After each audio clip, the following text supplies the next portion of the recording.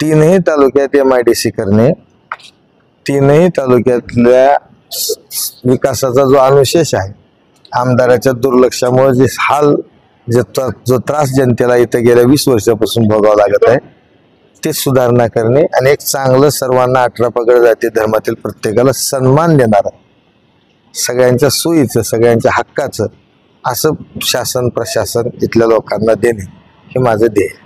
लाडकी बहीण योजनेचा भाजपाला नाही, लाडकी बहीण योजना तेव्हा सोडून गेली. आता महालक्ष्मी योजना आहे काँग्रेसची, महाविकास आघाडीची, जी महिन्याला 3000 आमच्या माता भगिनींना देणार आहे. ही लाडकी बहिणीला सावत्र बाबाही कळाले, त्याचा काही इफेक्ट नाही.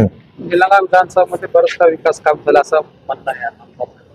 काय झाले कुठे झाले काय तुम्हाला सांगतो, ते लहानपणापासून आमदाराला खोटं बोलायची सवय आहे.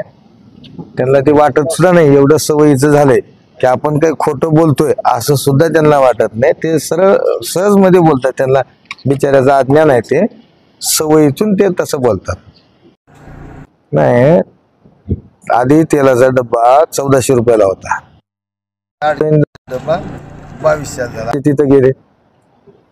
400 सिलेंडर 1200 झाले, 800 तिथे गेले. सिलेंडर आणि तेल एवढ्याच 1600 गेले, 1500 फिटून 100 रुपये अजून बहिणीचे चालले. त्याच्यामुळे काय लाडकी बहीण फायद्याचं नाही. त्याच्यामुळे आता महालक्ष्मी योजना महाविकास आघाडी आणणार आहेत, त्याची आतुरता महिला भगिनींना लागली आहे की ती कधी येईल.